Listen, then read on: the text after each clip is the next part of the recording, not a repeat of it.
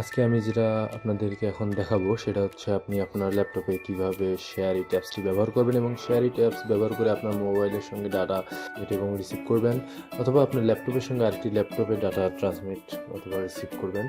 তো আপনাকে এটা করতে হলে প্রথমেই যেটা করতে হবে সেটা হচ্ছে আপনার ব্রাউজারে গিয়ে download shareit for Windows 10 64 bit দিয়ে সার্চ দিবেন। যেহেতু আমার যে অপারেটিং সিস্টেম এটা হচ্ছে উইন্ডোজ 10 64 বিট, তো আপনার অপারেটিং সিস্টেম অনুযায়ী আপনি সার্চ দিবেন এবং সার্চ দেওয়ার পর দেখেন প্রথমেই যে লিঙ্কটি চলে আসছে এই লিঙ্কটিতে চলে যাবেন। এটা সফটনিকের ওয়েবসাইটে গেলেই দেখেন আপনার ডান পাশে ফ্রি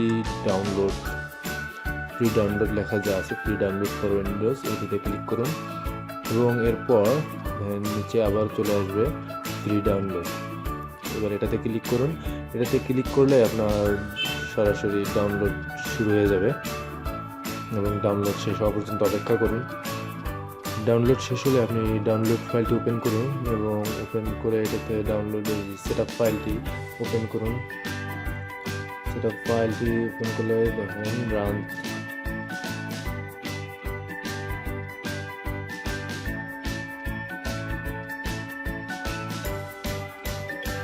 সেটআপ ফাইলটি রান করুন।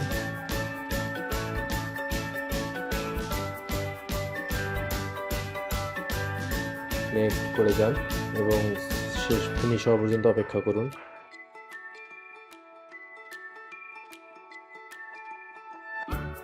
আপনার সেটআপ শেষ, এবার ফিনিশ দেন। ফিনিশ দিয়ে দেখুন আপনার ডেস্কটপে shareit-এর আইকনটি চলে আসবে। এই আইকনটি ওপেন করুন।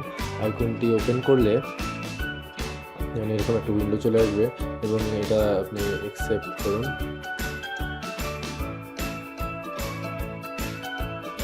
এবার আপনার ইনিশিয়াল কিছু সেটিং আছে, এগুলো আপনি জাস্ট এটাতে ক্লিক করুন। ক্লিক করে নেক্সট করে চলে যান।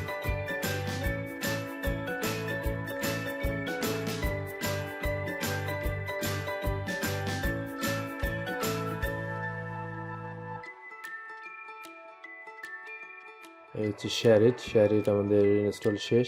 এবার আপনি এটা shareit-টা কানেক্ট করতে হলে এখানে কিউআর কোড পাবেন এবং এই যে উপরে এই ট্যাবে গেলে দেখেন কানেক্ট টু পিসি, আপনার ল্যাপটপের সঙ্গে আরেকটা ল্যাপটপের ডাটা ট্রান্সমিট রিসিভ করতে হলে টার্ন করতে হবে এবং মোবাইলের মাধ্যমে এই কিউআর কোড ইউজ করে খুব সহজেই আপনারা ডাটা ট্রান্সমিট এবং রিসিভ করতে পারেন। ভিডিওটি ভালো লাগলে অবশ্যই কমেন্টে তা জানাবেন এবং আরও কিছু জানার থাকলে তাও জানাবেন এবং অলরেডি যদি আমাদের চ্যানেল সাবস্ক্রাইব করে থাকেন সেজন্য আপনাকে ধন্যবাদ। যদি সাবস্ক্রাইব করে না থাকেন তাহলে অবশ্যই চ্যানেলটি সাবস্ক্রাইব করবেন। ধন্যবাদ।